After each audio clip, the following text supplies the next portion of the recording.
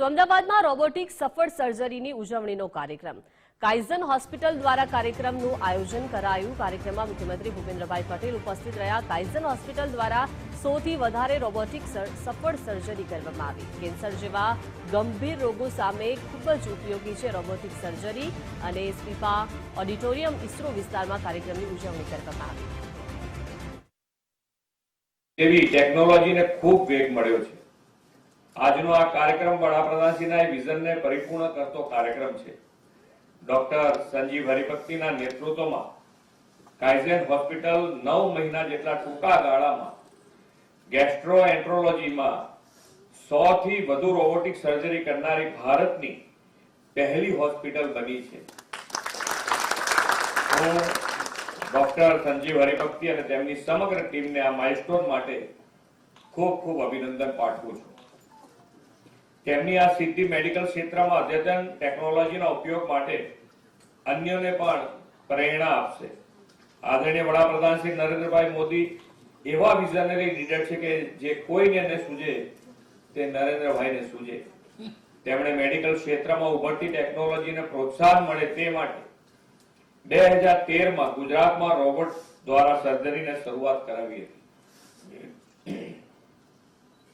વડાપ્રધાન શ્રી નરેન્દ્રભાઈ મોદીએ શરૂ કરેલી આ પ્રણાલીને આગળ વધારતા કેન્સર હોસ્પિટલમાં 95 કરોડના ખર્ચે અત્યાધુનિક રેડિયોથેરાપી સારવાર માટે cyber knife robotic linear accelerator machine વસાવવામાં આવ્યું છે।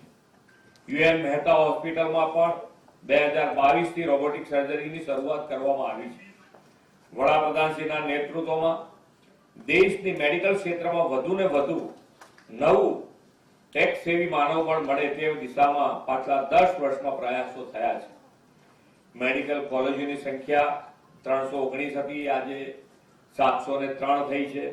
સાથે સાથે એમબીબીએસ અને પોસ્ટ ગ્રેજ્યુએટમાં જે સીટો 85,000 હતી તે આજે 1,68,000 થઈ છે અને સાથે સાથે એમ્સમાં 22 એમ્સો કરી છે। આપણે સૌ જાણીએ છીએ કે હવેનો સમય એઆઈ નો છે અને મેડિકલ ક્ષેત્રમાં પણ તેનો ખૂબ જ ઝડપથી ઉપયોગ વધી રહ્યો છે। એઆઈ એ ટેલિમેડિસિનના કારણે હવે દુર્ગમ વિસ્તારોમાં પણ સરળતાથી મેડિકલ સેવાઓ પહોંચી છે। એઆઈના પરિણામે હવે દર્દીના રોગની હિસ્ટ્રી સરળતાથી મળી રહે છે અને ડોક્ટર્સને પણ ક્લિનિકલ ડિસીઝ સપોર્ટ મળી રહે છે, એટલે દર્દીની સારવાર કરવામાં લાગતા સમય ઘટે છે અને ઇમરજન્સીમાં તાત્કાલિક સારવાર પણ મળી રહે છે। રાજ્ય સરકારે આ પ્રકારનું એઆઈ આધારિત ડિજિટલ આઈસીયુ યુએન મહેતા ખાતે શરૂ કર્યું છે। વડાપ્રધાન શ્રી જ્યારે પણ એઆઈ ક્ષેત્રના અગ્રણીઓ સાથે સંવાદ કરે ત્યારે હેલ્થ સેક્ટરમાં એઆઈના ઉપયોગ પર સવિશેષ ભાર મૂકે છે। જ્યારે સ્ટાર્ટઅપ્સના ઇનોવેટર્સને મળે ત્યારે તે આરોગ્ય ક્ષેત્રની ચેલેન્જીસના પ્રેક્ટિકલ સોલ્યુશન લાવવાની તેમને પ્રેરણા આપે છે। આપણે ગિફ્ટ સિટીમાં એઆઈ સેન્ટર ઓફ એક્સેલન્સની કાર્યરત શરૂ